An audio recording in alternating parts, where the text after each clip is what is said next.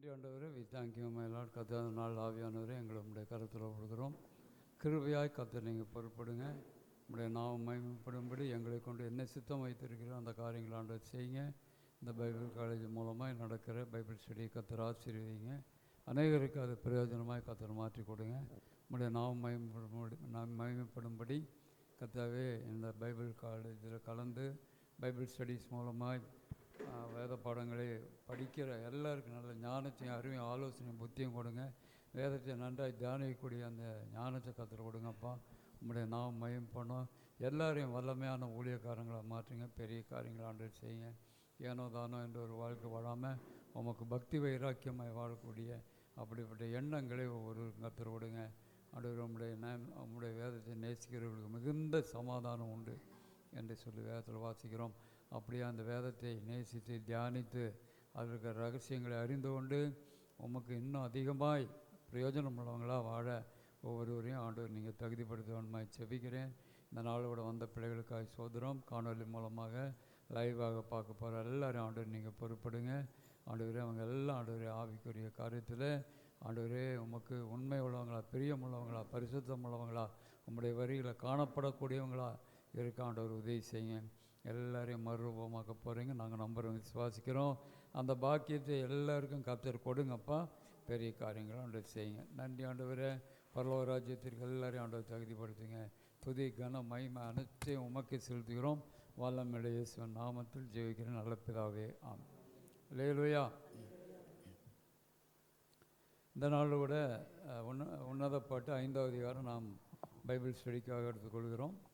வேத பாடத்திற்காக எடுத்துக்கொள்ளப்பட்ட அதிகாரம் உன்னத பாட்டு 5வது அதிகாரம், சாங் ஆஃப் சாங் 5வது அதிகாரத்தில் 1வது வசனத்தை நாம் வாசிக்கலாம்.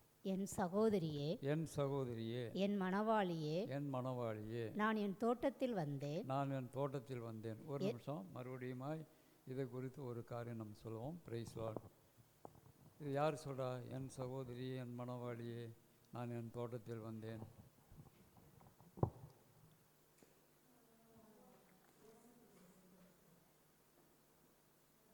இயேசு கிறிஸ்து சொல்கிறாரா, சபை சொல்லுதா? மணவாட்டி சொல்லுதா, மணவாளன் சொல்கிறாரா?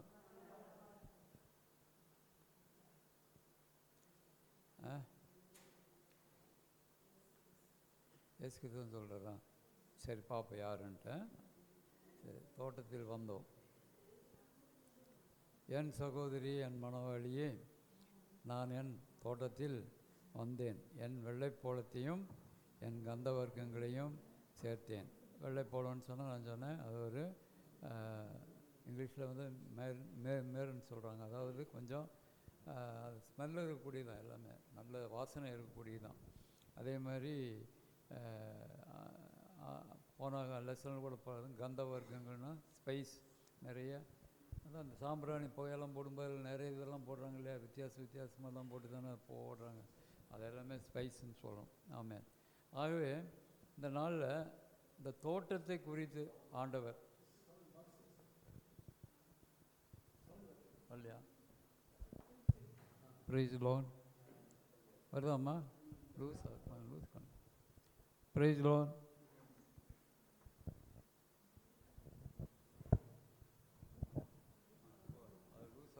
Okay, praise loan. இப்போ கேட்குதுல்ல? அப்போ இந்த தோட்டத்தை குறித்து நிறைய இடங்களில் வேதம் வாசிக்கிறோம் இல்லையா. திராட்சை தோட்டம் நிறைய இடங்களில் நாம் வாசிக்கிறோம். இந்த திராட்சை தோட்டத்துக்கு கரெக்டாக ஏசாயா 5வது அதிகாரம் 1வது வசனத்திலிருந்து 7வது வசனம் வரை வாசிக்கும்போது யார் திராட்சை தோட்டமாமா? இஸ்ரவேலின் ஜனங்கள். சரி, அதை முதல்ல வாசிடுவோம். ஏன் அதை தோட்டத்தை ஏன் அவர் வந்து அழிக்கிறார், எதனால் அழிக்கிறார்? இப்போ நம்ம வந்து தேவனுடைய பிள்ளைங்க. ஆண்டவர் நம்மையெல்லாம் பார்த்து, சபையை பார்த்து இது என்னுடைய தோட்டன்றார். ஒரு சபை, ஜனங்கள் இருக்கக்கூடிய, விசுவாசிகள் இருக்கக்கூடிய, பரிசுத்தவான்கள் இருக்கக்கூடிய அந்த சபை என் தோட்டங்கிறார். அந்த தோட்டத்தை அவர் எப்படி உண்டாக்குனார் அப்படிங்கிறத இப்போ நம்ம பார்க்க போகிறோம். பார்த்துட்டு ஏன் அதை அழிக்கிறார், ஏன் சபையை கெடுக்கிறார், ஏன் சபையில் இருக்க ஜனங்கள் பாதிக்கப்படுறாங்க அப்படின்னு சொல்லி ஒரு சில காரியத்தை நம்ம முதல்ல பார்ப்போம். ஏன்னா இது ஏற்கனவே நம்ம மெசேஜில் நான் இதை சொல்லியிருக்கேன். உபவாச ஜெபத்துலேயோ மொத்தம் சண்டே மெசேஜில் சொல்லியிருக்கேன். இருந்தாலும் நீ எல்லாத்துக்கும் தெரியுமே நம்ம தெரியல. பைபிள் ஸ்டடி மூலமாக பார்க்குறவங்களுக்கு இந்த தோட்டம் காணொலி மூலமாகவே இல்லை வந்திருக்கிறவங்களுக்கு ஒரு டவுட் இருக்கலாம். இந்த தோட்டம் ஏன் அழிக்கிறார், கர்த்தர் ஏன் அழிக்கிறார் அப்படின்னு சொல்லிட்டு நம்ம பார்ப்போம். ஒரு விசுவாசி ஊழியக்காரன் ஒழுங்கில்லைன்னா அழிப்பார். ஒழுங்கில்லைன்னா அவங்க வாழ்க்கையில் அதாவது முன்னிலையை காட்டிலும் பின்னிலைமை ரொம்ப நல்லா இருக்குல்ல. முன்னிலைமை காட்டும் பின்னிலைமை ரொம்ப கேடு உள்ளதாக இருக்கும், மிக மோசமாக இருக்கும் இல்லையா? அப்போ அதை வாசிக்கலாம். 5வது அதிகாரத்துக்கு 1-2 வாசிங்க பார்க்கலாம்.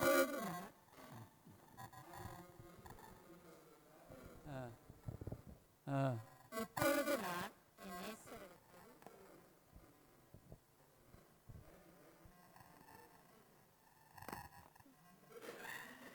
அல்லேலூயா.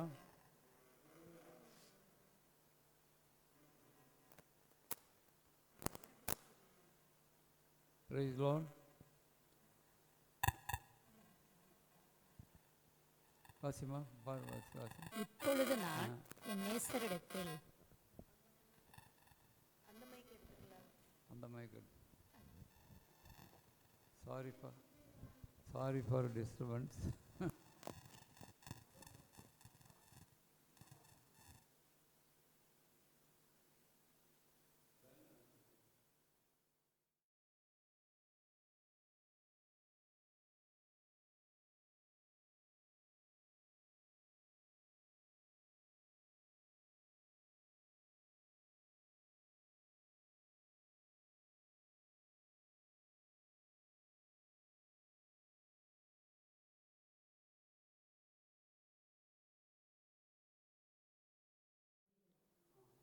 அப்போது ஏன் இந்த தோட்டத்தை குறித்து ஆண்டவர் அவ்வளோ அக்கறை உள்ளவராக இருக்காருன்னு கேட்டால், அவர் ரொம்ப பிரயாசப்பட்டு தான் அந்த தோட்டத்தை உண்டு பண்ணாராம். அதான் நம்ம வாசிக்கிறோம். ஏசாயா தீர்க்கதரிசியினுடைய புத்தகத்தில் நம்ம வாசிக்கும்போது அந்த அதிகாரத்தை எடுத்து வாசிப்போமா? நான் வாசிக்கிறேன். அல்லேலூயா.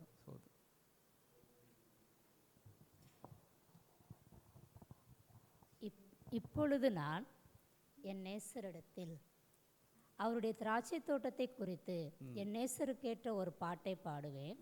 என் நேசருக்கு மகா செழிப்பான மேட்டிலே. ஆவியானவர் பாருங்க எவ்வளோ அழகாக சொல்கிறாரு. அந்த தோட்டம், ஆண்டவருடைய தோட்டம் அவ்வளோ அழகாக இருக்கான், பார்க்குறதுக்கு அவ்வளோ அழகாக இருக்குது, செழிப்பாக இருக்குது. என் நேசருக்கு மகா செழிப்பான மேட்டிலே ஒரு திராட்சை தோட்டம் உண்டு. அவர் அதை வேலியடைத்து அதிலுள்ள கற்களை பொறுக்கி அதில் நற்குல திராட்சை செடிகளை நட்டு அதன் நடுவில் ஒரு கோபுரத்தை கட்டி அதில் ஆலையையும் உண்டு பண்ணி அது நல்ல திராட்சை பழங்களை தரும் என்று காத்திருந்தார். அதுவோ கசப்பான பழங்களை தந்தது. அப்போ இதுலேருந்து என்ன தெரியுதுன்னா, தேவனுடைய பிள்ளைகளை கஷ்டப்படுறீங்க, உபதிரப்படுறீங்க, ஒழுங்கில்லாமல் இருக்கிறீங்க, உங்களுக்கு நிறைய போராட்டம் பிரச்சனைகள் இருக்குது, நல்ல ஒரு சபையில் கொண்டு வந்து நாட்டுறாரு.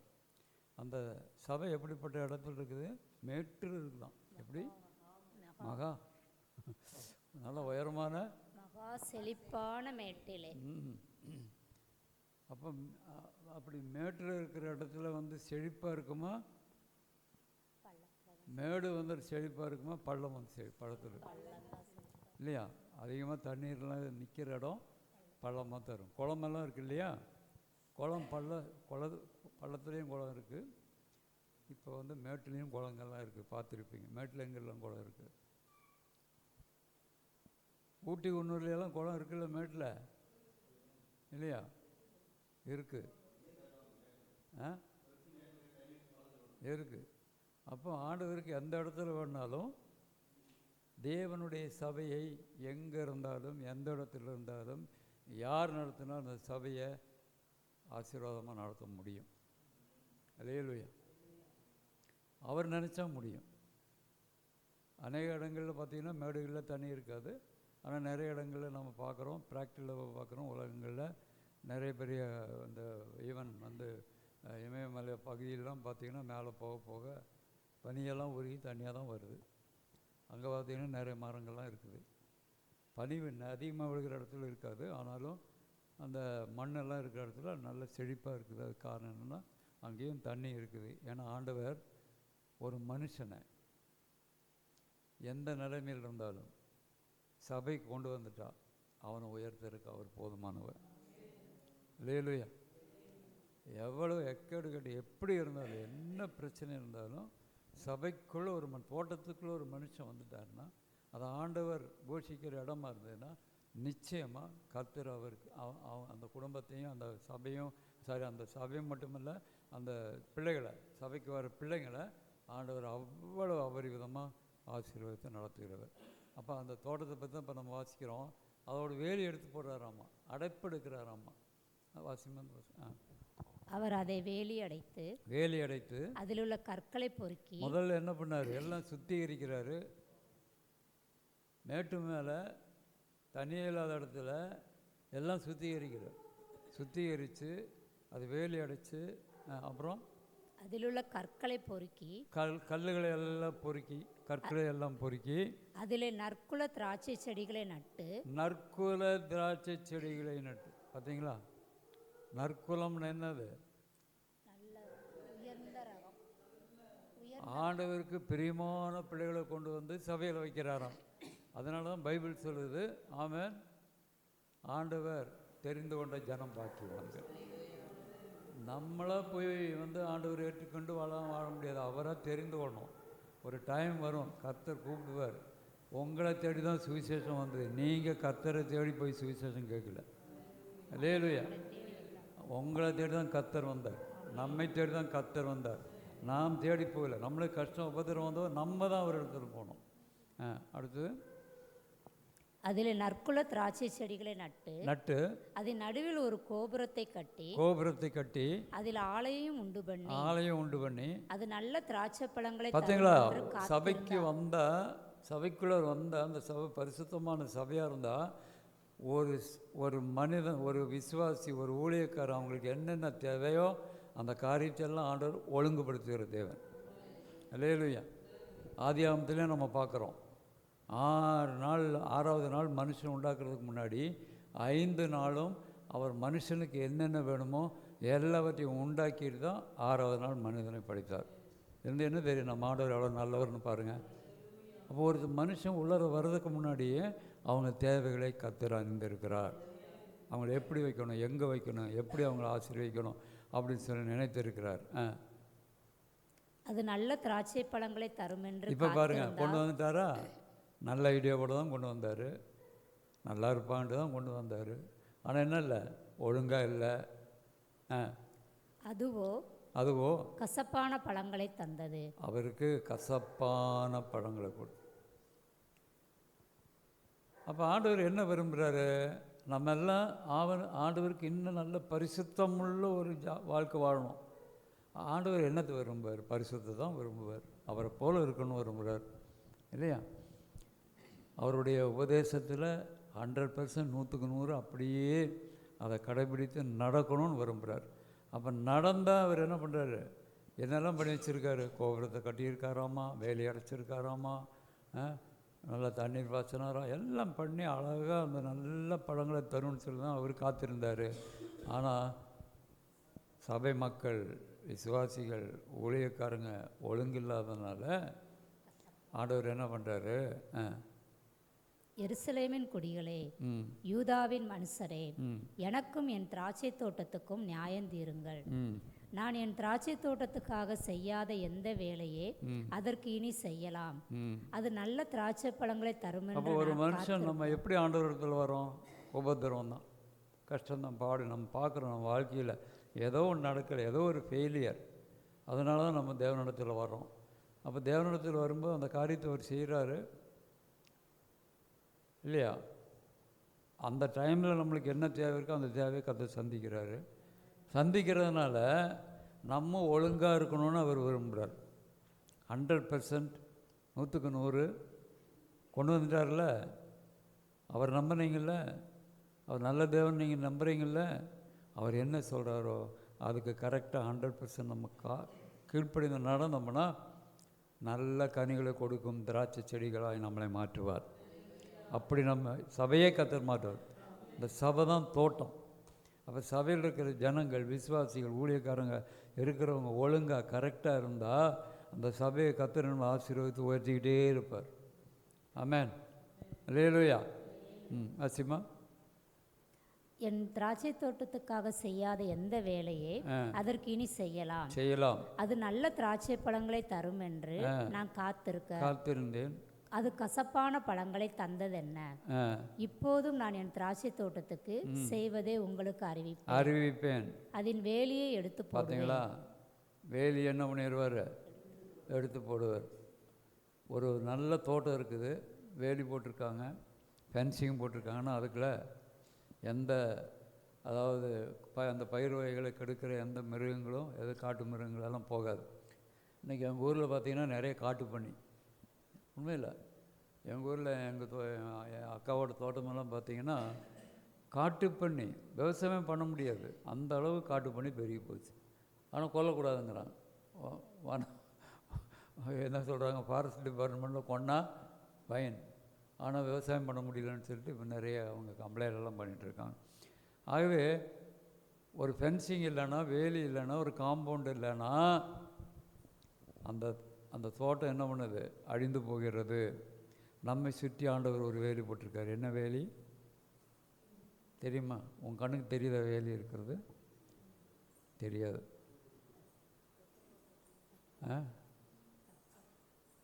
அடிக்கடி சொல்லுவோம், அக்கினி மதிலுமோ இரத்த கோட்டமோ.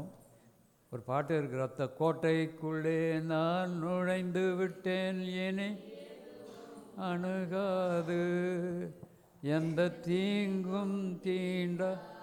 பாடுறோமா இல்லையா? ரத்த கோட்டைக்குள்ளே நுழைஞ்சிட்டுன்னு. அப்போது நம்மளை சுற்றி ஒரு கோட்டை இருக்குது. என்ன கோட்டை? ஆமாம், ரத்த கோட்டை. அக்கினி மதில் நீரை பாருங்கள், பாட்டெல்லாம் பாடுவோம், ஆனால் என்ன கோட்டைன்னு கேட்டால் முழிப்போம். மேலே இப்படி ரத்த கோட்டை. இயேசுவின் ரத்தம்னு சொன்னாலே பிசாசு என்ன பண்ணது? அலறி. அல்லேலூயா. அப்போ ஆண்டவர் நம்மை சுற்றி என்ன பண்ணியிருக்காரு? நீங்கள் ரட்சிக்கப்பட்டீங்க. எதனால் ரட்சிக்கப்பட்டீங்க? விலையே பெற்ற ரத்தத்தினால் கழுவப்பட்டீர்கள். அல்லேலூயா. இப்போ அந்த ரத்தம் நம்மை சுற்றி இருக்கிறது, அதுதான் கோட்டை நம்மை சுற்றி. அப்போ ஆண்டவர் என்ன பண்ணியிருக்காரு? வேலி அடைச்சிருக்காரு. இப்போ என்னங்கிறாரு?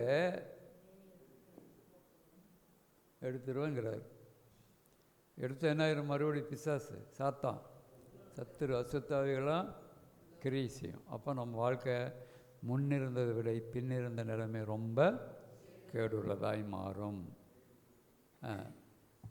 வேலியை எடுத்து போடுவேன், அது மேய்ந்து போடப்படும், அதன் அடைப்பை தகர்ப்பேன், அது மிதியுண்டு போம். ஆமாம், ஆண்டவர் நினச்சா ஒரு நிமிஷம் போதும் எல்லாத்தையும் மேலேருந்து கீழே தான் மாற்றுற தேவன் இல்லையா? பார்க்குறோம் நம்ம அநேக இடங்களில் யுத்தம் நடக்கிற இடமெல்லாம் பாருங்கள், கொள்ளை நோய் வர இடமெல்லாம் பாருங்கள். எங்கெல்லாம் பைபிள் வசனமே சொல்லு, ஒரு தேசம் தேவனுக்கு விரோதமாக அது செயல்பட்டால் கண்டிப்பாக அங்கே ஆண்டவர் அதை அழிக்கிறன்ற 4 காரியம். ஒன்று பட்டயம், ஒன்று கொள்ளை நோய், இன்னொன்று துஷ்ட மிருகம், இன்னொன்று பஞ்சம். பார்த்தீங்களா? 4 காரியம் இன்றைக்கும் உலகத்தில் அதான் நடக்குது. ஒன்று யுத்தத்தினால் அழிப்பார், இல்லைன்னா பஞ்சம், இல்லைன்னா கொள்ளை நோய், இல்லைன்னா துஷ்ட மிருகங்களை காட்டுக்குள்ள அனுப்ப. இப்போ நான் சொன்ன மாதிரி காட்டு பண்ணி எல்லாத்தையும் அழிச்சிக்கிட்டு இருக்கு. இதே ஒன்று செய்திருவார். ஆகவே இந்த வேலி எடுக்காமல் இருக்கணும்னா நம்ம எப்படி இருக்கணும்? வசனத்தில் நிலைத்திருக்கணும், வார்த்தையில் நிலைத்திருக்கணும், உபதேசத்தில் நிலைத்திருக்கணும். வார்த்தையின்படி நம்ம வாழ்கிறவங்களா இருந்தோம்னா எப்படி ஆரம்பத்தில் நம்மளை ஆண்டவர் ஆசீர்வதித்து கொண்டு வந்தார் அப்படியே கொண்டுகிட்டு போயிட்டே இருப்பார், உயர்த்திகிட்டே இருப்பார், மேலும் மேலும் மேலும் மேலும் உயர்த்திகிட்டே இருப்பார். எங்கேயாவது சின்ன தப்பு செய்திங்கன்னா டக்குன்னு பிடிங்கிடுவார், அடப்பெல்லாம் வேலையெல்லாம் எடுத்துடுவார். அப்புறம் அவ்வளோதான், எல்லாம் காட்டு பண்ணி அதெல்லாம் மேய்ச்சிடும், மிருகங்கள்லாம் மேய்ந்துடும். வாசிமா அந்த வசனம். அதை பாழாக்கி விடுவேன், பாழாக்கி விடுவேன். அதன் கிளை நறுக்கப்படாமலும். பார்த்தீங்களா, பாழாக்கி விடுவேன்னே சொல்கிறார். அதனால தான் நீ ரசிக்கப்படாமல் இரு, ஆண்டவர் ஏற்றுக்கொள்ளாத, ஞானஸ்தானம் எடுக்காத, அபிஷேகத்தை பெறாத, பெற்று விட்டு பின்மாறி போனேன்னா உனக்கு அதோ கதி தான், அதோ கதி. ஆனால் ஆண்டவர்களை வந்துட்டேன்னா ஒழுங்காக கரெக்டாக பிடிச்சிட்டேன்னு வச்சுக்கா, கர்த்தர் ஒருபோதும் நம்ம விடவே மாட்டார், ஆசீர்வதித்து உயர்த்திக்கிட்டே இருப்பார். ஆகவே தான் இப்போ நான் அந்த திராட்சை தோட்டத்தை பற்றி சொன்னேன். நீங்கள் வேணால் வீட்டில் போய் அதை வாசித்து பாருங்கள். இந்த திராட்சை தோட்டம் வேறு யாரும் இல்லை, நம்ம தான், சபை மக்கள் தான், சபைகள் தான், சர்ச்சு தான். லேலுயா. இஸ்ரவேல் வம்சம் யார்? நம்ம தான். ரட்சிக்கப்பட்டவங்க யார்? நம்ம தான். லேலுயா. சரி, இப்போது அதே அதிகாரத்தில் என் வெள்ளைப்போளத்தையும் அது 5வது அதிகாரத்தில் என் வெள்ளைப்போளத்தையும் என் கந்தவர்க்கங்களையும் சேர்த்தேன், என் தேன்கூட்டை என் தேனோடு புசித்தேன். தேன்கூட்டை தேனோடு புசித்தேன். தேனை விட அதிகமாக மதுரமானது இது.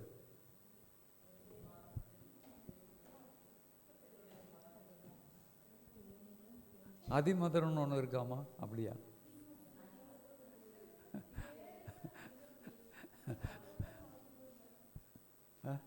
அதோட மதுரம் இருக்கு.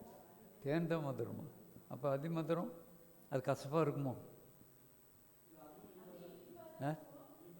அதே இனிப்பாக இருக்கும். சரி, ஓகே. ஆனால் பைபிள் என்ன சொல்லுது? வேதம்தான், வேதம்தான். தேனிலும் தெளிதேனிலும், பார்த்தீங்களா, தேனிலும் தெளிதேனிலும் மதுரம் உள்ளது. அதை அப்போ வாசித்து அதன்படி செய்கிறவங்களுக்கு தான் அது எவ்வளோ இனிமையானதுன்னு சொல்லிட்டு நம்ம பார்க்கணும். அந்த தேன் நிறைய மருந்துக்கெல்லாம் இன்றைக்கி நிறைய மெடிசன் எல்லாம் தேன் மூலமாக, அதாவது சில நீங்கள் பார்த்தீங்கன்னா சில ஜூஸ் எல்லாம் போட்டு குடிக்கும்போது இன்றைக்கி நிறைய நீங்கள் வாட்ஸ்அப்பில் போட்டு பாருங்கள், நிறைய ஜூஸ் போட்டு குடிங்க. திராட்சை பழம் ஜூஸு, ஆப்பிள் ஜூஸு, வெள்ளரிக்காய் ஜூஸு, கேரட்டு ஜூஸு, எல்லாம் ஜூஸ் போட்டு அதில் வந்து தேனை ஊற்றி குடிச்சு பாருங்கள். சர்க்கரை போடாதீங்க. சர்க்கரை போட்டிங்கன்னா நித்திரை அடைந்து விடுவோம். சர்க்கரை போட்டால் நித்திரை ஆகும். இந்த வெள்ளை சுகர் அவ்வளோ டேஞ்சருங்கிறாங்க, கரும்பு சுகர் கூட பரவாயில்லைங்கிறாங்க. ஆகவே தேன் யூஸ் பண்ணலாம். ஆமாம், சர்க்கரை வியாதிக்காரன் தேன் யூஸ் பண்ணவும் முடியாது. அது தெரியல, எனக்கு தெரியல. சர்க்கரை வியாதி இருக்கிறவங்களுக்கு தெரியும், பாஸ்வேர்டு கடை தெரியும். இல்லை, தேன் சாப்பிட்றது சர்க்கரை வியாதி சாப்பிடலாமா? சரி, இந்த பாஸ்டர் சொல்கிறாரு சர்க்கரை வியாதிக்காரங்க தேன் சாப்பிட்லான்னு, சாப்பிடுங்க. எந்த ஓகே, ப்ரைஸ் அதுக்கு காமிச்ச ப்ராப்ளம். எந்த பாஸ்டர்னு காமிச்சிட்டோம்னா அப்புறம் ப்ராப்ளம் காமிக்கூட. அல்லேலூயா. அப்போ தேனிலும் தெளிதேனிலும், பார்த்தீங்களா, தெளிதேனிலும். அல்லேலூயா. அப்போ இந்த வேத வசனம் அந்த அளவுக்கு ஒரு மனுஷனுக்கு ஆரோக்கியத்தை கருத்து கொடுக்கு. தேன் வந்து ஆரோக்கியத்துக்கு நல்லது, உடல் ஆரோக்கியத்துக்கு தேன் நல்லது. குழந்தைங்களுக்கெல்லாம் சின்ன வயசில் நீங்கள் பார்த்தீங்கன்னா நிறைய தேன் கொடுப்பாங்க. குழந்தைக்கு கொடுக்குறியா? பார்த்தீங்களா, கொடுக்குறாங்களாம். பார்த்தீங்க? ஆமாம். அப்போ அதே மாதிரி பெரியவங்களும் என்ன பண்ணலாம், ஜூஸ் போட்டு தேன் போட்டு குடிங்க, ஆரோக்கியம். அல்லேலூயா. ஏரோக்கியம் அல்ல, ஆரோக்கியம். ஆரோக்கியம் கிடைக்கும், நல்லா ஹெல்த்தியாக இருக்கலாம். உண்மையாக அது உண்மை தான். தேன் ஏன்னா அது வந்து என்ன பண்ணுது, அந்த தேன் என்ன பண்ணுது, அநேக இடங்களில் போய் பல மலர்களிலிருந்து அந்த தேன் சேகரித்து வந்து அதை வந்து பாதுகாத்து வைக்க, அதை நம்ம என்ன பண்ணிடுறோம், ஆமாம், எடுத்து குடிச்சிடுறோம். அதனால் ப்ரைஸில் இந்த தேன் கூட்டை பற்றி உங்களுக்கு தெரியுமா? தேன் கூடு பார்த்துருக்கீங்களா? அது ஏன் ஆறு சைடு இருக்கும் தெரியுமா? 6 சைடு. ஏன் வை? ஏன் 6 சைடு?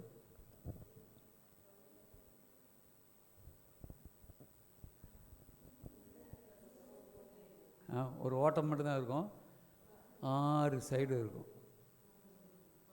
ஹெக்ஸகன் அந்த ஷேப்பில் இருக்கும். என்னத்தினால பாருங்கள், தேனீகளுக்கு கூட அவ்வளோ ஞானத்தை கற்றுக் கொடுத்துருக்காரு. Praise lord. அந்த 6 இப்படி 6 மொக்கு இருந்துச்சுன்னு சொன்னால், பிரைஸ் லார்ட், என்ன சூடு இருந்தாலும் வெளியில் outside, let it be any hot, என்ன சூடு இருந்தாலும் உள்ளர வந்து அந்த ஏர் கண்டிஷன் இது இருக்கக்கூடிய மாதிரி அது அமைஞ்சிருக்கலாம். அதனால தான் அதை அந்த 6 சைடு வச்சு கட்டுதான். இன்னைக்கு வீடு கட்டும்போது 6 சைடு வச்சு கட்டுங்க. பெண்டகன், அது வந்து பெண்டகன்னா 5 தானே, 5 இன்னும் 1 சேர்த்து கட்டியிருந்தாங்கன்னா அங்கேயும் நல்லா கூலாக இருக்கும். அல்லேலூயா. சரி, அப்போது இந்த தேன்கூடு அது கட்டுறதுல கூட அந்த தேனீகளுக்கு எவ்வளோ ஞானத்தை கற்றுக் கொடுத்துருக்காரு. அதோட குஞ்சுக அவ்வளவு பாதுகாப்பாக இருக்கணுமா. எப்படி சூட்டில், வெயில் காலத்தில் கருகி போகக்கூடாது, அதே மாதிரி குளிர்காலத்தில் ரொம்ப குளிராகவும் இருக்கக்கூடாது, அது ஏர் கண்டிஷனாகவும் இருக்கணும். என்ன ஒரு அறிவு பார்த்தீங்களா தேனீகளுக்கு. இந்த அறிவு தேனீக்கு இருந்தால் நம்ம ஆண்டவருக்கு, ரட்சிக்கப்பட்ட பிள்ளைங்களுக்கு, தேவனுடைய பிள்ளைங்களுக்கு என்னெல்லாம் செய்யணும்னு சொல்லி அவருக்கு எவ்வளோ அக்கறை இருக்கும் யோசிச்சு பார்த்தீங்களா? ஆனால் ஒன்று, வேதத்தை நேசிக்கணும், வேதத்தின்படி நடக்கணும். அவருக்கு உண்மையான பிள்ளைகளாக அவர் சொல்கிற மாதிரி நம்ம வாழ்ந்தோம்னா நம்ம வாழ்க்கையிலையும் ஆண்டவர் அப்படியாய் நம்மை பாதுகாக்கிற தேவன். அல்லேலூயா. அடுத்ததுமா, தேனோடும் புசித்தேன், என் திராட்சை ரசத்தை என் பாலோடும் குடித்தேன். திராட்சை ரசத்தை குடித்தெல்லாம் கடந்த நாட்களை பார்த்தோம். சிநேகிதரே, புசியுங்கள், பிரியமானவர்களே குடியுங்கள், பூர்த்தியாய் குடியுங்கள். நான் நித்திரை பண்ணினேன், என் இதயமோ விழித்திருந்தது. இங்கே யார் நித்திரை பண்ணா?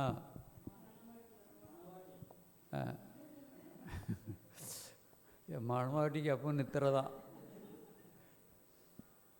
அது சபைக்குள்ள வந்தால் நல்லா நித்திரை வரும். ஆமாம், ஒரு பெட்டு கூட போட்டிருந்தா நல்லா கொரட்டை விடலாம். ஆமாம், அல்லேலூயா. என் நான் நித்திரை பண்ணினேன், என் இதயமோ விழித்திருந்தது. கதவை தட்டுகிற என் நேசரின் சத்தத்தை கேட்டேன். என் சகோதரியே, என் பிரியமே, என் புறாவே, என் உத்தமியே, கதவை திற. என் தலை பனியினாலும் என் தலைமயிர் இரவில் பெய்யும் தூறலினாலும் நனைந்திருக்கிறது என்றார். ஆமென், அல்லேலூயா. அப்போ இங்கே யார் நித்திரை பண்ணிட்டு இருக்கிறா? சபை என்ன பண்ணிகிட்டு இருக்குது? நித்திரை பண்ணிகிட்டு இருக்குது. ஆண்டவர் வந்து என்ன பண்ணுறாரு? கதவை தட்டுறாரு. வர்ஷிப் நடக்கிற சமயத்தில் நம்ம என்ன பண்ணுறோம்?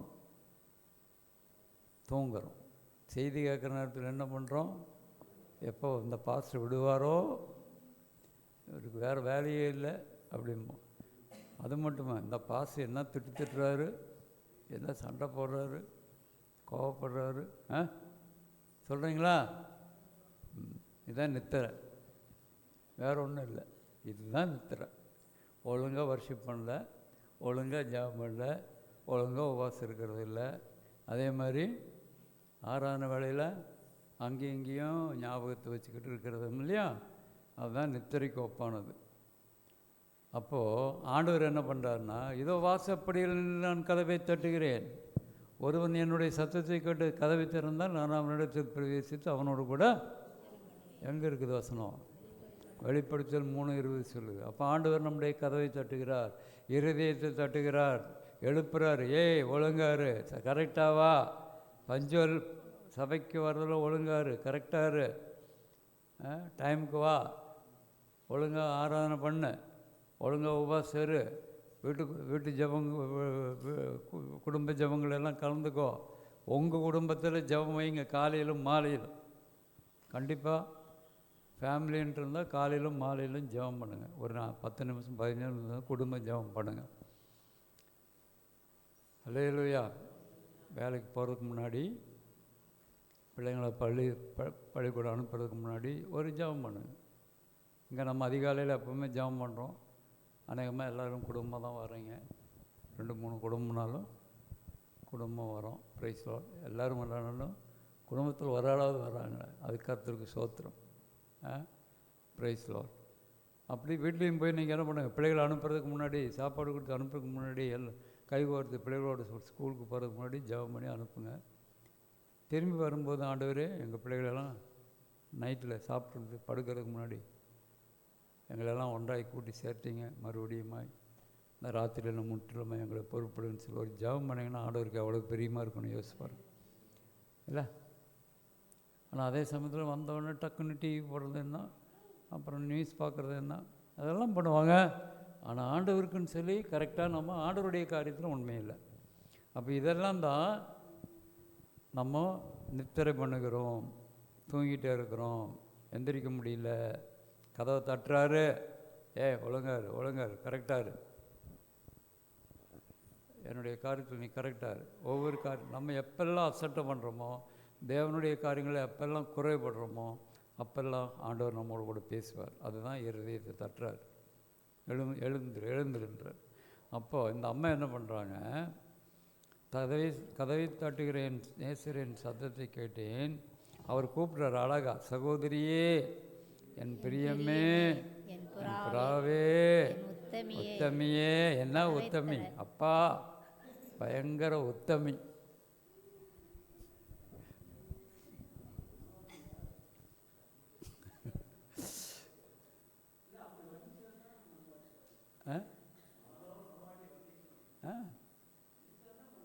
ஆமாம், வந்தால் தான் மனவாட்டி.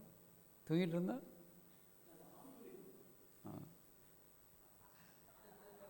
எப்படியாவது ஏதோ ஒன்று இடையில விடணும் அவருக்கு. சோத்திரம். சரி, ஓகே. இப்போ உத்தமியே கதவை திற, என் தலை பணியினாலும். நம்ம திறந்தாங்களா? திறக்க மாட்டாங்க. இப்போ ஆண்டவர் எங்கே நிற்கிறாரு? வெளியே நிற்கிறாரு. என்ன விழுகுதாங்க? பனி விழுகுது. அல்லேலூயா. நீங்கள் அன்றைக்கி சொன்ன அந்த கதையை சொன்னால் சொல்ல, சண்டிகரில் ஒரு இந்த ஆப்போசிட் வீட்டில் கதவை தட்டி கதவை உடைச்சி, Sunday service, Bible service, Sunday service சொன்னோம். அப்படியா? நீங்கள் கேட்கலையா? சரி.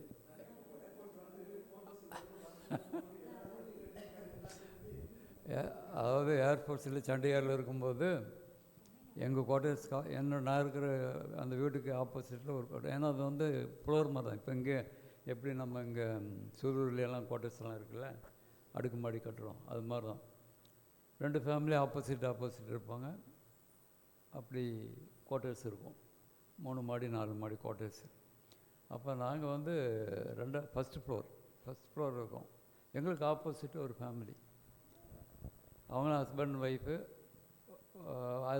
ஒய்ஃப் இருக்காங்க. எனக்கு அப்போ பாஸ்டர் பென்னர் ஒரு சின்ன குழந்தை, எவ்வளோ மாதிரி இருப்பான், இவனோட பெருசாக இருப்பான். இப்போ ஜீவா இவ்வளோ மாதிரி இருப்பான். ஆமாம், ஜீவா இவ்வளோ மாதிரி இருப்பான். இதை விட ஒரு வயசு பெரியவங்க. இவங்கெல்லாம் தூங்கிட்டு இருக்காங்க. ராத்திரி அதாவது ஷிஃப்ட் டியூட்டி, நைட்டில் ஷிஃப்ட் டியூட்டி இருக்கும் இல்லையா, ஷிஃப்ட் டியூட்டிக்கு போயிட்டு வந்தவர், நாங்கள் படுத்து தூங்கிட்டுருக்குறோம். இவர் கதவை பூட்டிட்டு தூங்கிட்டுருக்குறோம். அவர் கதவு தட்டு நாங்கள் எந்திரிச்சு, மேல் வீட்டுக்காரன் எந்திரிச்சு, கீழ் வீட்டுக்காரன் எந்திரிச்சு, பக்கத்தில் இருக்கவங்கெல்லாம் எந்திரிச்சு, ஒரே கூட்டம். எங்கே? இவங்க வீட்டுக்கு முன்னாடி. என்னடா இந்த தட்டு இந்த அம்மா எந்திரிக்கவே மாட்டேங்குது அப்படின்னு போட்டு ஒரு சந்தேகம் வந்துருச்சு. என்ன சந்தேகம்? இன்னைக்கு கணவன் மனைவி கடையில் அடிக்கடி அவங்களுக்கு பிரச்சனை வரும், அதை நாங்கள் பார்த்துருக்குறோம், கேட்டிருக்கிறோம். சண்டை போட்டுக்குவாங்க, 2 பேரும் அடிச்சுக்குவாங்க. இன்னும் ஏதாவது தற்கொலை ஏதாவது பண்ணிக்கிச்சு அப்படின்னு போட்டு என்ன பண்ணணும்னு தெரியல. உடனே எங்களுக்கு ஏர்போர்ட்ஸில் கார்ட் ரூம் இருக்கும், போலீஸ் இருப்பாங்க. அங்கே போய் அவங்கள கூப்பிட்டு என்னங்க, அவங்களும் தட்டுனாங்க, திறக்கவே இல்லை. கடைசியில் என்ன பண்ணார், அந்த போலீஸ்காரங்களாம் உடைச்சி ஃபஸ்ட்டு ஒரு ஹால் இருக்கும், அந்த ஹால் முடிஞ்சு ஒரு டைனிங் ஹால் இருக்கும், அதுக்கு பிற்பாடு 2 பெட்ரூம் இருக்கும், கிச்சன், அந்த டைனிங் ஹால் பக்கத்தில் கிச்சன் இருக்கும். அப்படி தான் அந்த குவார்ட்டர்ஸ் அங்கே இருக்கும்போது போய் பார்த்தா பெட்ரூமில் இந்த அம்மா கொரட்டை விட்டு தூங்கிட்டு இருக்கு, எந்திரிக்க மாட்டேங்குது.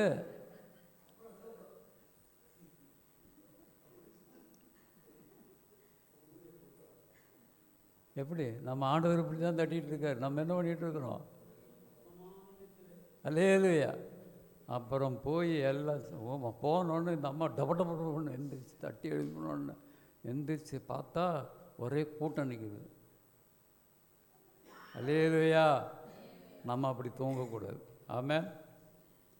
உலகமே கூடி வர்ற மாதிரி ரோட்டில் இருக்கவெல்லாம் வந்து என்ன ஆச்சு இந்த ஆளுக்கு ரட்சிப்பில் வந்தானே, இவன் இப்படி ஆகி போயிட்டானே அப்படின்னு நினைக்கக்கூடாது. அல்லேலூயா. ஆகவே அந்த நாளில் கதவு தட்டுறாருன்னா இருதய கதவுகளை தட்டுகிறார். இருதயத்தை ஆண்டவருக்கு திறந்து கொடுக்கணும்.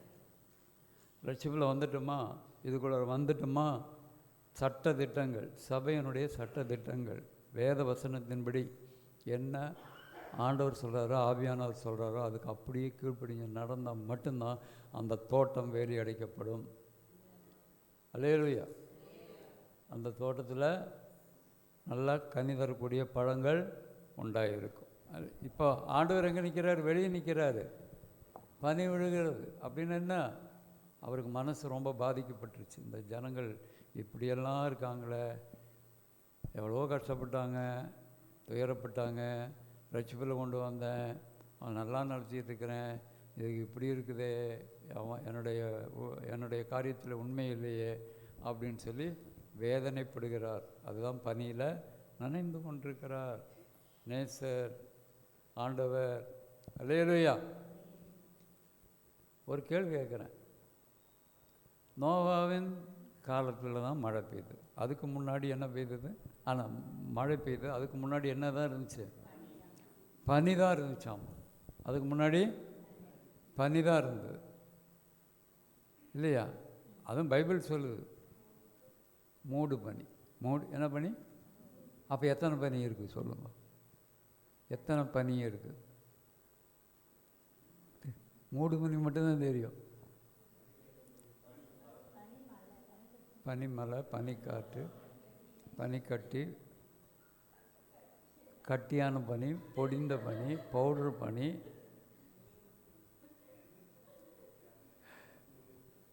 இருபத்தி 22 விதமான பனிக்கட்டி. அதெல்லாம் சொல்லப்போனால் டைம் போயிடும், வேண்டாம். 22 விதமான பனி பொழிவுகள் இருக்குது. இன்றைக்கி நீங்கள் பார்த்தீங்கன்னா அமெரிக்காவில் நிறைய இடங்களில் பனிப்பொழிவு இருக்குதுன்னு சொல்லி பார்க்குறோம். அவங்க அதுக்காக எல்லாம் முயற்சியும் பண்ணிட்டுருக்காங்க. அங்கே வந்து எப்படி இங்கே நம்ம நாட்டில் சென்னை பகுதி, கடற்கரை ஓர பகுதிகள்லாம் வந்து புயல்னால் அடிக்கடி தேசம் பாதிக்கப்படுகிறதோ, அதே மாதிரி அமெரிக்காவில் பனியினால் ரோடுக எல்லாம் பாதிக்கப்பட்டு வண்டிகள்லாம் போக முடியாத அளவுக்கு. ஒரு நைட்டில் பார்த்தா காரெலாம் மூடிடும், பனியில் வண்டி வாகனமெல்லாம் மூடிடும், வீடே பாதியில் மூடிடும். அப்படிப்பட்ட பனியெல்லாம் இருக்காங்க. சரி, நோவாவின் நாட்களில் மழை பெய்யும் வரையிலும் ஆதாம் டு நோவா எத்தனை வருஷம்? யாராவது கால்குலேட் பண்ணி பார்த்துருக்கீங்களா? யாராவது கால்குலேட் பண்ணி பார்த்துருக்கீங்களா?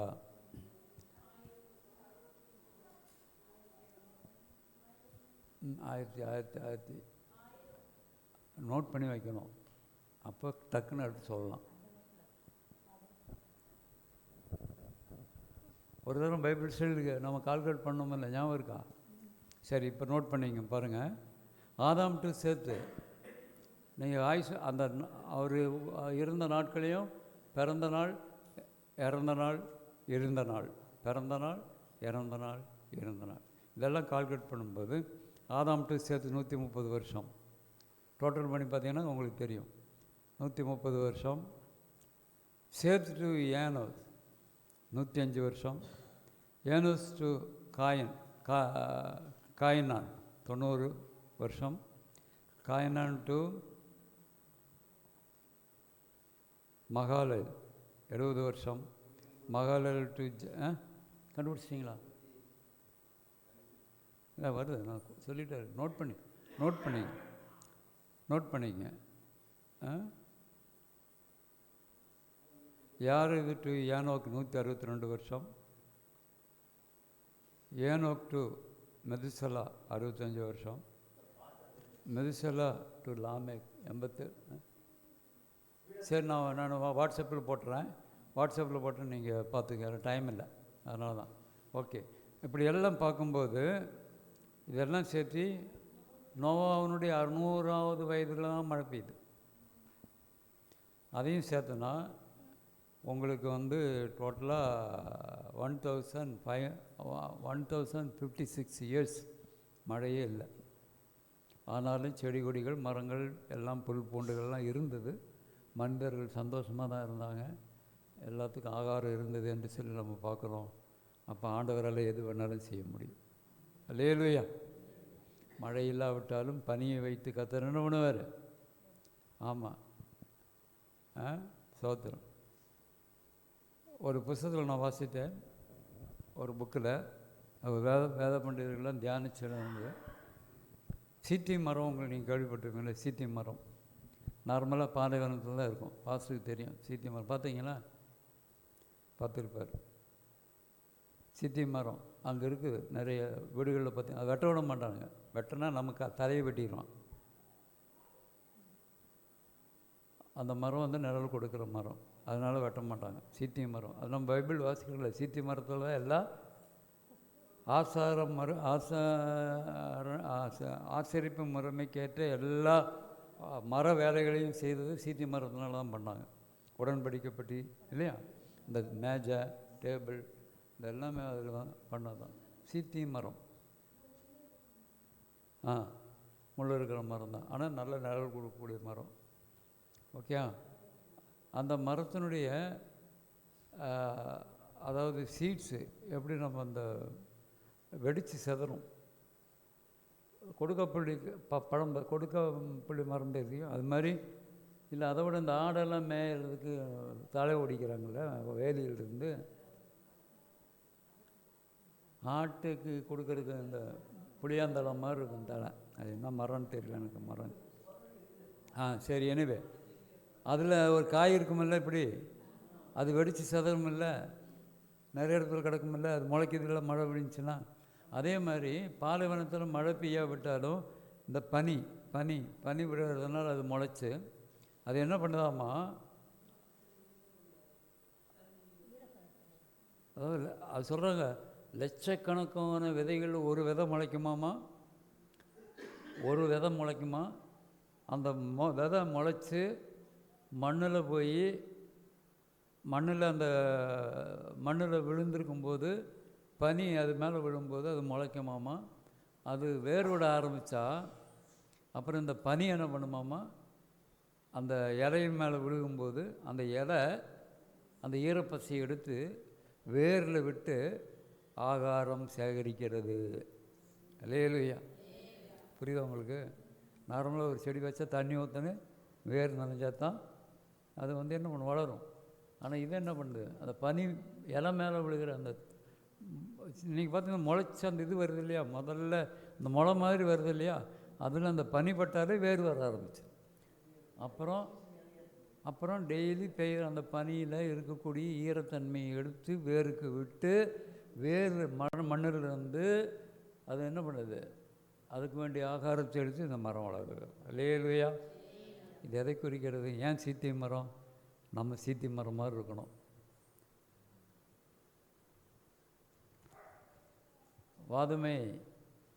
வாதுமை அந்த மரத்தினுடைய ஒரு கொம்பை கொண்டு வந்து ஆரோன் எங்கே வச்சார்? உடன்படிக்கைப்பட்டி இருக்கிற மகா பரிசுத்த ஸ்தலத்தில் வச்சாராம்.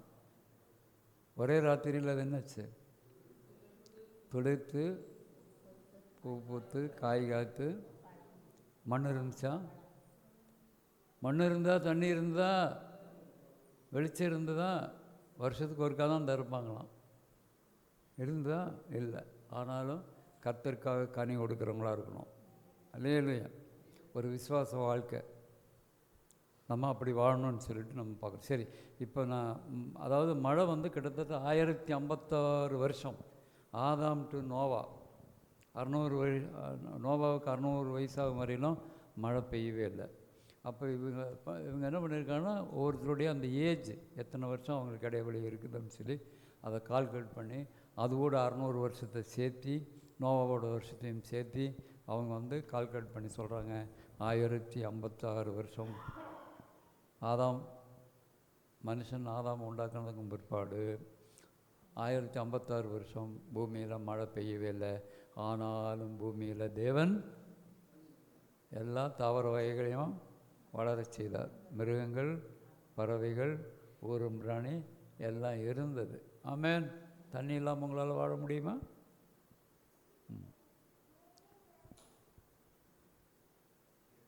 முடியாது. மனுஷனுக்கு முன்னாடியே ஆண்டவர் மிருகங்கள் எல்லாம் படைச்சிட்டார்ல. சரி, ஓகே. சமுத்திரத்தை உண்டாக்குனார். சமுத்திரத்தை உண்டாக்குனார். அப்போ சமுத்திரம் உண்டாக்குனதுனால இன்றைக்கி ஊற்றுகள்லாம் வருது பார்த்தீங்களா? எங்கே? இப்போ மழை பெய்யலன்னு வச்சுக்க, நம்ம என்ன பண்ணுறோம்? கிணறு தோன்றோம்ல, நிலத்தடி நீர் இருக்குல்ல, அப்படி அன்னைக்கு நிலத்தடி நீர் இருந்திருக்குமா இருக்காதா? இருந்திருக்கும் இல்லையா? அப்போ எப்படியோ அந்த ஈரப்பதம் இருந்தபடினால இந்த 1056 வருஷங்கள் ஏதோ மிருகங்கள், பறவைகள், ஊரும் பிராணிகள் எல்லாமே தண்ணி அது ஒரு வேளை யூஸ் பண்ணியிருக்கலாம், யூஸ் பண்ணாமல் இருக்க முடியாதுல்ல. ஆமென். எங்கே வசனம் எங்கே வந்திருக்கோம்? இப்போது 2வது தான் வந்திருக்கிறோமா? ஐயோ, நான் சீக்கிரம் வாசிமா. என் தலை பனியினாலும் பனியினாலும் என் தலைமயிர் இரவில் பெய்யும் தூறலினாலும் நனைந்திருக்கிறது என்றார். அப்போ இரவில் இந்த பனி என்ன பண்ணுதுன்னா தூறல் மாதிரி விழுதான். மோசையா, நாளைக்கு தூறல் விழும். அவர் தான் காலையில் வந்து அதிகாலையில் ஜெபம் பண்ணி முடித்தோன்னே, ஐயா பனி பெய்யுதையா, கோத்தகிரியை விட பயங்கரமாக இருக்குது, ஊட்டியை விட பயங்கரமாக இருக்குங்கிற சொல்கிறீங்கள. அப்போ காலையில் நீங்கள் பார்க்கும்போது காரெல்லாம் வெளியே நிறுத்தியிருந்தீங்கன்னா, வண்டி வாகனமெல்லாம் வெளியே இருந்தால் தொட்டு பாருங்கள், பனி தான் பெய்யுது. ஆனால் என்ன இருக்குது? அல்லேலூயா சொல்லுங்க. அப்போ ஆண்டவர் எப்படி வேணாலும் நம்மை நடத்த போதுமானவர். என் வஸ்திரத்தை கழற்றி போட்டேன், நான் எப்படி அதை திரும்ப உடுப்பேன்? பார்த்தீங்களா? கொழுப்பு பாருங்க, கொழுப்பு யாருக்கு? நமக்கு. விசுவாசிகளுக்கு, ஊழியக்காரங்களுக்கு. நமக்குன்னு சொல்லக்கூடாது, நம்ம சபையாக வரும்போது விசுவாசிகளுக்கு, ஊழியக்காரங்களுக்கு சொல்கிறாங்க. வஸ்திரத்தை என்ன பண்ணிட்டேன்? வஸ்திரம் எதை குறிக்கிறது? அப்பா, நீதியின் வஸ்திரம், நீதியை குறிப்பா. இவர் சொல்கிறார், என்னத்தை கழட்டி போட்டார்? ஊழியக்காரன் என்னத்தை கழட்டி போட்டான்? விசுவாசி என்னத்தை கழட்டி போட்டாச்சு? ஆமாம், வஸ்திரத்தை கழட்டி போட்டேன், நான் எப்படி அதை திரும்பவும் உடுப்பேன்? இனி எப்படி அதை தூக்கி நான் மாட்டிக்குவேன்? இருந்து என்ன தெரியுது? பரிசுத்தாவியான ஒரு மனுஷனை விட்டு புறப்பட்டு போனால் அவனுக்குள்ளே அசுத்தாவி வரும். அதுக்கு உதாரணம் சவுல். ரட்சிக்கப்பட்ட ஒரு மனுஷனுடைய வாழ்க்கை டக்கோபார்னா எழுபறி. ஆவிக்குரிய மனுஷனா உலகத்துக்குரிய மனுஷனா? ஆவிக்குரிய மனுஷனா உலகத்துக்குரிய மனுஷன்? ஆண்டவர் பக்கமா பிசாசு பக்கமா? சாத்தான் பக்கம் போகிறோமா? இல்லையா? டக்கோபார்னா ஸ்கூலில் கயிறு பிடிச்சி எடுக்கிறாங்கல்ல, ஒரு லைன் போட்டிருப்பாங்க. லைன் போட்டு ஒரு 10 பேர் அந்த பேர் நிற்பாங்க. 10 பேர் புட்டி எழு. இதுதான் ஆவிக்குரிய லைஃபு. முதல்ல கொஞ்சம் பேர் அந்த புறம் போவாங்க, அப்புறம் இழுப்பாங்க இந்த புறம் வருவாங்க, அப்புறம் இழுப்பாங்க இந்த. கடைசியில் பார்த்தா ஏதோ ஒரு சைடு இழுத்துட்டு வந்துடுவாங்க. இல்லை, நீங்கள் அந்த பக்கம் போகிறவங்க ஆவிக்குரிய பக்கமாக உலக பிரகாரமாக இருக்கணுமா? ரட்சிக்கப்பட்டால், ஞானஸ்தானம் எடுத்தால், தேவனுடைய பிள்ளைகளானா, ஊழியக்காரனா, சபைக்கு வந்துட்டால் எப்படி இருக்கணும்? ஆவிக்குரிய வாழ்க்கையில் அதற்கு நம்ம முன்னுரிமை கொடுக்கணும்.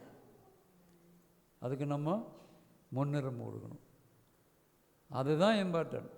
அதில் அப்படி நிலைச்சு இருந்தோம்னா நம்ம வி ஆர் வின்னர், ஜெயிச்சுட்டுன்னு அர்த்தம். அந்த பக்கம் இந்த பக்கம் போய்கிட்டே இருந்து கடைசியில் உலக பிரகாரம் விழுந்துட்டிங்கன்னு வைங்களேன், உங்கள் வாழ்க்கை முன்னிலைமை காட்டிலும் பின்னிலைமை ரொம்ப கெடுதல். அப்போ ஆண்டவருடைய சத்தம் கேட்குது, தட்டுற சத்தம் ஒழுங்கு இல்லை, கரெக்ட் இல்லை, ஒழுங்காரு, ஆண்டவருடைய காரியத்தில் ஒழுங்காரு அப்படின்னு சொல்லும்போது நாமே கரெக்ட் பண்ணிக்கணும். இப்போ இந்த அம்மா சொல்கிறாங்க, என் வஸ்திரத்தை கழட்டி போட்டேன், நான் எப்படி அதை திரும்ப கொடுப்பேன், என் பாதங்களை கழுவினேன், நான் எப்படி அவைகளை திரும்ப அழுக்காக்குவேன் என்றேன். என் நேசர் தமது கையை கதவு துவாரத்தின் வழியாய் நீட்டினார். அப்பொழுது என் உள்ளம் அவர் நிமித்தம் பொங்கினது. இந்த அம்மாவுக்கு பொங்குது, ஆனால் எந்திரிக்க மாட்டேங்குது. சுத்த சோம்பேறியாக இருக்கும் போது. அப்புறம் என் நேசருக்காக கதவை திறக்க நான் எழுந்தேன். பூட்டின கைப்பிடிகளின் மேல் என் கையிலிருந்து வெள்ளைப்போளமும் என் விரல்களில் இருந்த வாசனையுள்ள வெள்ளைப்போளமும் வடிந்தது. என்ன அழகா இருக்குது கை. மோந்து பார்த்துட்டு கதவை தொட்ட போயிரும் போல் இருக்கு அப்படின்ட்டு. அல்லேலூயா. ஆண்டவரை நம்மிடத்தில் சேர்த்து கொள்றதுக்கு அவ்வளோ தாமதம் பண்ணுறோம். எதையாவது ஒரு காரியத்தை சொல்லி, ஏதாவது ஒரு சாக்கு போக்கு சொல்லி, கர்த்தரிடத்தில் வர்றதுக்கு ஏதாவது ஒரு சாக்கு போக்கு சொல்லி நாமே டிலே பண்ணிக்கிறோம். நிறைய காரியங்களுக்காக நம்ம ஏனோதானோன்னு ஒரு வாழ்க்கை வாழ்கிறோம். அப்படி இருக்கக்கூடாது என்று சொல்லி ஆண்டவர் விரும்புகிறார். அதுதான் இங்கே இப்போ நமக்கு சாட்சியாக சொல்கிறாரு. என் நேசருக்காக கதவை திறந்து என் நேசரோ இல்லை போய்விட்டார். அவ்வளோதான், முடிஞ்சுது. எவ்வளோ நேரம் தான் வெயிட் பண்ணுவார்? எவ்வளோ நேரம் வெயிட் பண்ணுவார்?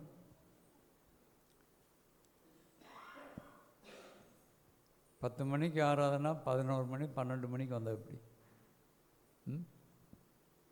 அப்போ 10 மணினா 10 மணி ஜெப டைமில் வரணும்.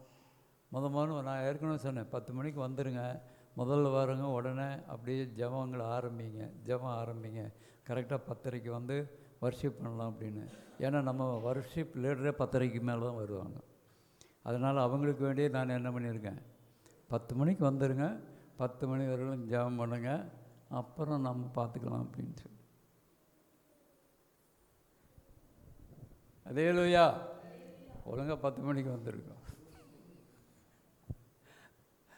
வந்துட்டு ஜெபம் பண்ணுவேன். 10 மணிலேருந்து ஒரு 10-15 நிமிஷமாவது எல்லோரும் அந்த நாளில் நடக்கிற சபை ஆராதனைகளுக்காக ஜெபம் பண்ணுங்கள். சபைகளை கர்த்தர் ஆசீர்வதிப்பார். அல்லேலூயா. அப்பம்மா அப்புறம் என்ன அடுத்த வசனம்? என் நேசருக்கு கதவை திறந்தேன், என் நேசரோ இல்லை போய்விட்டார். அவர் சொன்ன வார்த்தையால் என் ஆத்துமா சோர்ந்து போயிற்று. அவரை தேடினேன். அவர் சொன்ன வார்த்தை என்ன வார்த்தை? கதவை திறன்னு சொன்னார், திறக்கலை. இப்போ ஆள் இல்லை. நான் ஐயோ காணாம சோர்ந்து போயிட்டேன். திறந்திருந்தா ஆசீர்வாதமாக இருந்திருக்கும். திறக்கலை, போயிட்டார். அவரை தேடினேன், அவரை காணவில்லை. அவரை கூப்பிட்டேன், அவர் எனக்கு மறு உத்தரவு கொடுக்கவில்லை. சத்தம் போட்டு பார்க்குறா, எங்கன்னு சுற்றி வீட்டை சுற்றி இடத்த சுற்றி பார்க்குறா, ஆளை காணோம். நகரத்தில் தெரிகிற நாம் அப்படி தான் கரெக்டாக ஒழுங்கு இல்லாமல் ஜெபிச்சோம்னா கர்த்தர் ஜெபத்தை கேட்க மாட்டார். நீ என்ன தான் என்ன தான் சத்தம் போட காதை மூடிட்டு போயிடுவார். அப்போ உண்மையாக தேவனுக்கு நல்ல பிரியமுள்ள ஒரு வாழ்க்கை வாழ்ந்து அவருடைய காரியத்தில் உலக பிரகாரமான காரியத்தை விட அவருடைய காரியத்துக்கும் முக்கியத்துவம் கொடுத்து நம்ம அவருடைய காரியத்தில் இன்னும் அதிகமாக உண்மையாக இருந்தோம்னா உலக பிரகாரமான ஆசீர்வாதமும் நம்மளுக்கு கிடைக்கும், ஆவிக்குரிய ஆசீர்வாதமும் இருக்கும். நகரத்தில் திரிகிற காவலாளர் இப்போ இந்த அம்மா என்ன பண்ணுறாரு? இந்த அம்மா என்ன பண்ணுது? ஐயோ ஜெபிக்கிறேன், ஒரு பதில் வர மாட்டேங்குது, எங்கே போகிறது, வியாதி மாறல, பண கஷ்டம் மாறல, பொருள் எல்லாம் குடும்பத்தில் பிரச்சனை, போராட்டம், மாறுதலை ஜெபிக்கிற முடியறதே இல்லை, எங்கே போவேன்? சுத்த விட்டார் சபையை. விசுவாசிங்க இப்படி தான் இருக்கும். எங்கே போனால் நிம்மதி கிடைக்கும்? அல்ல 4 மாவடி போகலாமா, ஜபத்தோட்டத்துக்கு போகலாமா, இல்லை காருண்யா போகலாமா, இல்லை வேறு ஏதாவது சபைக்கு போகலாமா? எங்கே போனாலும் விடுதலை இல்லை, ஒழுங்கு இல்லை. நீ எங்கே தான் போனாலும் சீட்டு கிழிஞ்சது. அவர் போயிட்டார். இருந்து என்ன தெரியுது? சபை பரிசுத்தமுள்ள சபையாக இருக்கணும், ஊழியக்காரன் பரிசுத்தமுள்ள ஊழியக்காரனாக இருக்கணும், சபை மக்களும் பரிசுத்தமாக இருந்தால் அதுதான் ஆண்டவர் விரும்புகிற தோட்டம். நேசருடைய தோட்டம், நல்ல கனி தரக்கூடிய தோட்டம். லேலுயா. அடுத்தது என்னை அடித்து இப்போ என்னாச்சு? வெளியே போயாச்சா? வெளியே போயாச்சு. இப்போ நல்லா அடி உதையெல்லாம் வாங்கிட்டு சாத்தான், சத்துருக்கள், அந்தகார ஆவிகள், வானமண்டலத்தின் பொல்லாத ஆவிகளின் சேனைகள், யாரெல்லாம் ஒழுங்கு இல்லையோ, கரெக்ட் இல்லையோ, தேவனுக்கு பிரியமாக நடக்கலையோ, நீங்கள் வெளியே போனீங்க, அவ்வளோதான். இத்தனை பிரச்சனை. அடித்து என்னை காயப்படுத்தினார்கள்.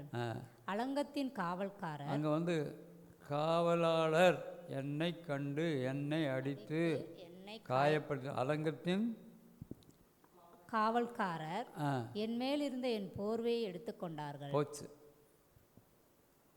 இப்போ என்னாச்சு? அரை நிர்வாணமாக மாற்றிட்டாங்க. முழு நிர்வாணம் பண்ண நல்ல வேலை. ஆண்டவர் விட மாட்டார். அதனால தான் ஆண்டவர் சொல்கிறார், தேவனுடைய பிள்ளைகளாக மாறிட்டா, கர்த்தருடைய பிள்ளைகளாக மாறிட்டா, அவர் உபதிரவத்தை கொடுத்துட்டே இருப்பார். திருந்து ஒரு தடவை அடிப்பார், 2 தடவை அடிப்பார், 3 உயிர் எடுக்க மாட்டார். எப்போ உயிர் எடுப்பார் தெரியுமா? 3 தடவை 4 தடவை அடித்தோம் கேட்கலன்னு சொன்னால், இனி இவன் உலகத்தில் நம்மளுக்காக இருந்து பிரயோஜனம் இல்லைன்ட்டு முடிச்சிடுவார். இன்றைக்கி நிறைய அப்படி தான் நடக்குது. ரசிக்கப்பட்டவங்க தேவனுடைய பிள்ளைங்க, ஆண்டவருக்கு பிரியமாக இருக்கவங்க, ஒழுங்காக இருந்தோம்னா, கரெக்டாக இருந்தோம்னா, ஆண்டவர் ஆசீர்வாதத்தை ஓதிக்கிட்டே இருப்பார். இல்லை, நம்ம தவறு செய்யும்போது கூட ஆண்டவர் மன்னிக்கிறதுக்கு போதுமான தேவன். செய்த தவறை மன்னிக்கிறவர். ஒரு தடவை மன்னிப்பார், 2 தடவை மன்னிப்பார், 3 சும்மா மன்னிச்சுட்டே இருப்பார், இருக்க மாட்டார். ஆகவே இப்போது அந்த நகரத்தில் காவற்காரர் என் மேலே இருந்த போர்வையை எடுத்துக்கொண்டார்கள். எருசலேமின் குமாரத்திகளே, என் நேசரை கண்டீர்களானால் நான் நேசத்தால் சோகமடைந்திருக்கிறேன். ஐயோ, அந்த அம்மாவுக்கு ரொம்ப நேசம். அவருக்கு சொல்லும்படி, ஐயோ என்ன ஒரு நேசம் பாருங்க. ரொம்ப புருஷன் மேலே ரொம்ப நேசம். சபை ஆண்டவராக இயேசு கிறிஸ்து மேலே சபைக்கு ரொம்ப நேசம். அப்புறம் வாசி. நான் நேசத்தால் சோகமடைந்திருக்கிறேன் என்று அவருக்கு சொல்லும்படி உங்களை ஆணையிடுகிறேன். அப்போ ஆணையிடுறாங்களாம். அம்மா, கர்த்தாவே இதை செய்யும், இல்லை விட மாட்டேன், ஆண்டவரே இந்த காரியத்தை பண்ணும். வர்றது லேட்டு, 12 மணிக்கு வருஷம் முடிஞ்சது. வந்துங்க, என்ன ஜெபம், அல்லேலூயா. உங்களுக்கு சொல்ல, இங்கே இருக்கிறவங்களுக்கு சொல்ல தெரியும், உங்களுக்கு யாரை சொல்கிறேன்ட்டு. வருவாங்க 2-3 பேர். அவர் பார்க்குறாரு பாருங்க. உங்களை சொல்லப்பா, ஏன் இப்படி பார்க்குறீங்க?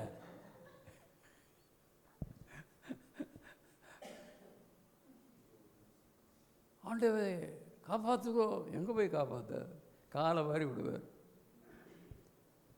கர்த்தருடைய காரியத்தில் உண்மையாக இருந்தால், கரெக்டாக இருந்தால், ஆண்டவர் சொல்கிறார், அல்லேலூயா, என்னுடைய தோட்டம் இல்லையா, செழிப்பான தோட்டம்ன்றார், ஆசீர்வதிக்கப்பட்ட பிள்ளைங்கன்றார். வாசிமா. ஸ்திரீகளுக்குள் ரூபவதியே, மற்ற நேசரை பார்க்கிலும் உன் நேசர் எதினால் விசேஷித்தவர். பார்த்தீங்களா? ஸ்திரீகளுக்குள் ரூபவதியே, மற்ற நேசரை பார்க்கிலும் உலகத்தில் இருக்கிற ஆசா பாசங்கள், சொத்து சம்பத்து, புரியுதா சொல்கிறது? புரியுதா? உலக பிரகாரமான காரியங்கள், அதை விட நம்ம ஆண்டவர் தேவன் எதனால விசேஷித்தவர். நீ இப்படி எங்களை ஆணையிட, மற்ற நேசரை பார்க்கிலும் உன் நேசர் எதனால் விசேஷித்தவர். என் நேசர் வெண்மையும் சிவப்புமானவர். 10,000 பேர்களில் சிறந்தவர். பாட்டு பாடுறோம் அடிக்கடி இல்லையா? ஏன் ஆண்டவரை குறித்து வெண்மையும் சிவப்புமானவர்னு சொல்லுது? யாராவது ஒருத்தர் கரெக்டாக சொல்லுங்க பார்க்கலாம் டக்குன்னு. கரெக்டு. ஏன் சிவப்பு?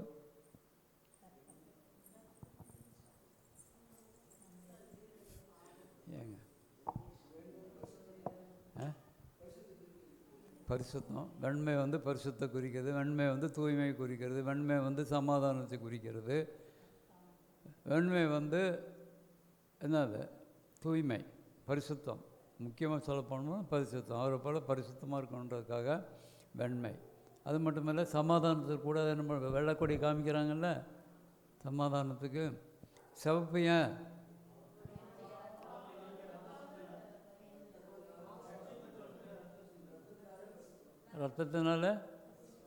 ரத்தத்தினால பரிசுத்தமல்ல, தூக்கி போட்டு மிதிப்பார்.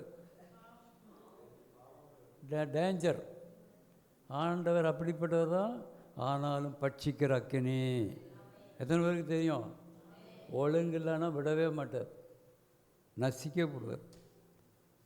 புரியுதா? எழுதியிருக்கா, பைபிள் சொல்லவே இல்லையா? ஒழுங்கு இல்லைன்னா பட்சிக்கிற அக்கினி, டேஞ்சர், ஆபத்தானவர். நம்ம ஆளுகள்லாம் அன்பானவர், கவலையப்படாதீங்க, காப்பாற்றுவார். எங்கே போய் காப்பாற்றுவார்?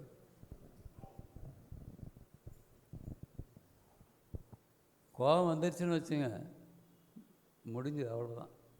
அப்போ அவர் அந்த அளவு கோவப்படாமல் இருக்கணும்னா நம்ம உண்மையாய் அவருக்கு பிரியமானோம். அதனால தான் வெண்மையும் சிவப்புமான. அடுத்தது, அவர் தலை தங்கமயமாக இருக்கிறது. தலை எப்படி இருக்கிறது? தங்கமயமாக இருக்கிறது. நல்ல வேலை.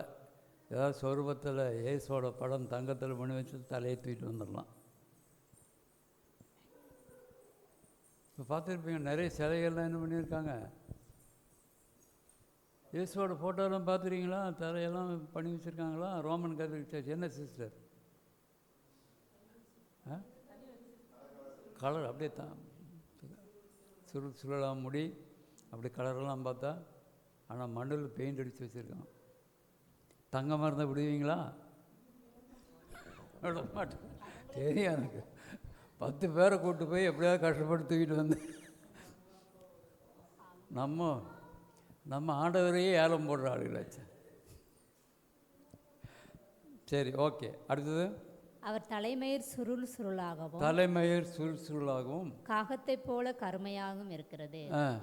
அவருடைய கண்கள் தண்ணீர் நிறைந்த. இதுக்கெல்லாம் ஒரு ஆவிக்குரிய மீனிங் இருக்குது. என்ன அது? தலை ஏன் தங்க? பைபிள் வசனம் சொல்கிறது இல்லையா? அவருடைய கண்கள் அக்கினி ஜுவாலை போட்டிருக்குது. நிலையங்கி தரித்தவராய், மார்பில் பொற்கச்சை கட்டினவராய், வலது கரத்தில் 7 நட்சத்திரங்களை பிடித்து கொண்டவராய், 7 பொன் குத்துகளுக்கு மத்தியில் அவருடைய சிரசும் மயிரும் பஞ்சை போன்றும் உறைந்த மழையை போலும் வெண்மையாக இருக்கிறது. அவருடைய பாதங்கள் உலைக்களத்தில் காய்ச்சப்பட்ட. கரங்களை தட்டி கத்திர. ஆண்டவர் அவ்வளோ அழகானவர். வெண்கல கலர் எப்படி இருக்கு, அப்படி இருக்குன்னு அவருடைய உருவம் பார்த்தா. பிரைஸ் லார்ட் இல்லையா?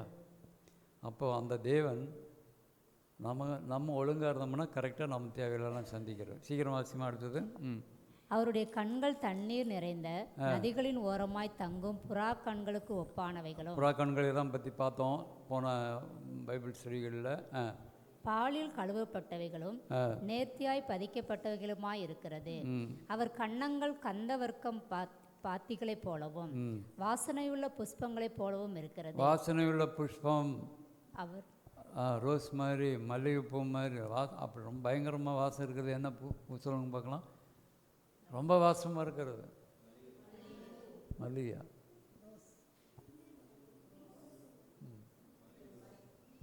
நம்ம ஆளுக்கு தலையில் வைக்காதனால தெரியாது, தெரியாமே போட்டு.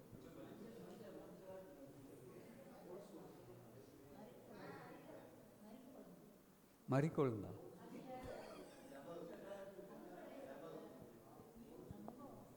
செண்பகம். செண்பகம் தானே இல்லையா? சரி, ஓகே. எனவே அடுத்தது வாசிமா. அவர் கன்னங்கள் கந்தவர்க்கம் பாத்திகளைப் போலவும் வாசனையுள்ள புஷ்பங்களைப் போலவும் இருக்கிறது. அவர் உதடுகள் லீலி புஷ்பங்களைப் போன்றது. வாசனையுள்ள வெள்ளை போலம் அதிலிருந்து வடிகிறது. அவர் கரங்கள் படிகை லில்லி புஷ்பத்தையெல்லாம் பார்த்தோம், ரோஸ் எல்லாம் பார்த்தோம், கடந்த நாட்களில் நம்ம பார்த்தோம். அடுத்தது, அவர் கரங்கள் படிகை பச்சை பதித்த பொன் வளையல்கள் போல இருக்கிறது. அவர் அங்கம் இந்திர நீளம் ரத்தினங்கள் இழைத்த பிரகாசமான யானை தந்தம் போல் இருக்கிறது. அவர் கால்கள் பசும்பொன் ஆதாரங்களின் மேல் நிற்கிற வெள்ளைக்கல் தூண்கள் போல் இருக்கிறது. அவர் ரூபம் லீபனோனைப் போலவும் கேதுருக்களைப் போலவும் சிறப்பாய் இருக்கிறது. இப்போ இருக்கிற லீபனோன் மாதிரி இல்லை. சாலமோன் நாட்கள் லீபனோன் தேசம் எப்படி இருந்து அப்படி இன்றைக்கி லீபனோன் வந்து அவ்வளோதான், டெசர்ட் மாதிரி ஆகிப்போச்சு. அப்படி எல்லாம் பாம்பு போட்டு இஸ்ரேல் தேசம், இஸ்ரேல் போய் லெபனானில் பாம்பு போட்டு நிறைய அங்கே வந்து எல்லாம் நிறைய பட்டணங்கள்லாம் அழிந்து பயங்கரமாக சேதமாகி கிடக்குது. பார்த்தா அது ஒரு செழிப்பான தேசமாகவே தெரியாது நமக்கு, அவ்வளோ மோசமாகி போச்சு. இன்றைக்கி நீங்கள் பார்த்தீங்கன்னா ஈரானில் தண்ணியில் குடிக்கிறதுக்கு யூப்ரட்டிஸ் அண்ட் டைகிரிஸ் ரிவர், ஐப்ராத், இத்தக்கல் ரிவர், பைபிளில் சொல்லப்பட்ட நதிகள், 2 நதிகள். அந்த காலத்தில் அது கடக்க முடியாத நதிகள். ஆபிரகாமினுடைய நாட்கள் எல்லாம் பார்த்தா பயங்கரமாக தண்ணி வரக்கூடிய நதிகள். இன்றைக்கெல்லாம் வற்றி வறண்டு போய் அப்படியே எல்லாம் வெடித்து கிடக்குது. பார்த்தா தண்ணி இல்லை. ஈரான் இன்னும் கொஞ்ச நாளில் அங்கே ஆளுகளே இருக்க முடியாது, அந்தளவுக்கு தண்ணீர் பஞ்சம் இருக்கிறது. அவர் வாய் மிகவும் மதுரமாய் இருக்கிறது. அவர் முற்றிலும் அழகுள்ளவர். இவரே என் நேசர். எருசலேமின் குமாரத்திகளே, இவரே என் சிநேகிதர். ஆனால் இவர் இல்லையே, என்ன பண்ணுவேன், போயிட்டாரே, கண்டுபிடிச்ச சொல்லுங்களே. எங்கே போய் கண்டுபிடிக்கிறது? நம்ம வாழ்க்கையில் நம்ம ஒழுங்காக இருந்தால், கரெக்டாக இருந்தால் கர்த்தர் நம்மோடு இருப்பார். அவருடைய பிரசன்னை நம்மளுக்கு இருக்கும். நம்ம பிரைஸ் லார்ட் தேவனுடைய தோட்டமாக இருப்போம். கர்த்தர் நாட்டின தோட்டம். ஹல்லேலூயா, இல்லையா? நல்லா ஆண்டவருக்கு பலன் கொடுக்குறவர்களாய், கனி கொடுக்குறவர்களாய், கர்த்தருக்குள்ளே இருந்தோம்னா ஆசீர்வதிக்கப்பட்டவங்களாக இருப்போம். அப்போ ஆண்டவருக்கு உண்மையாக இருக்கணும்னா, ஆண்டவர் வசனத்தில் என்ன சொல்கிறாரோ, பைபிள் என்ன சொல்கிறாரோ அதுக்கெல்லாம் அப்படியே கண்டிப்பாக 100% நம்ம கீழ்ப்படிந்து நடந்தோம்னா மட்டும்தான் ஆண்டவர் நம்மை அவருடைய தோட்டமாய் வைப்பார். அவருக்கு மனவாட்டியாக இருக்க முடியும். கர்த்தர் ஆசீர்வதிப்பார். ஜெபிப்போமா? ஆண்டவரே, இந்த நாளில் ஆவியானவர் எங்களோடு பேசியிருக்கிறீங்க.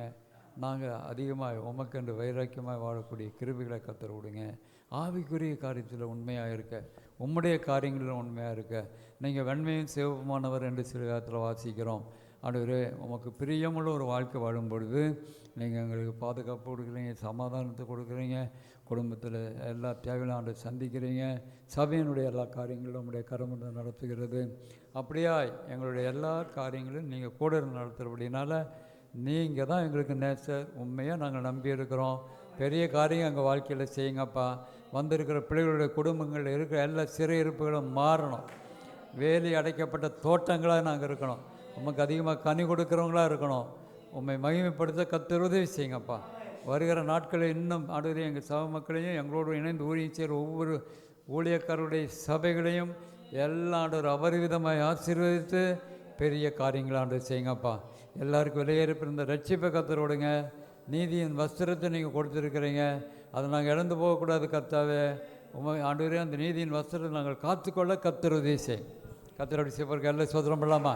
நன்றி. நாங்கள் நம்புகிறோம், விசுவாசிக்கும். உம்மால் தான் எல்லா ஆண்டவரை அற்புதங்களை செய்யுங்க, அதிசயங்களை செய்யுங்க. துதி கனமை மனத்தை உமக்கு செலுத்துகிறோம். வல்லமையுள்ள இயேசுவின் நாமத்தில் ஜெபிக்கிற நல்ல பிதாவே, ஆமென். என் ஆத்மாவே கர்த்தரை சோதரி, என் பரிசுத்த நாமத்தை சோதரி. என் ஆத்மாவே கர்த்தரை சோதரி, கர்த்தர் செய்த சகல உபகாரங்களையும் மறவாதே. ஆமென். God bless you. கர்த்தர் உங்களை ஆசீர்வதிப்பார்.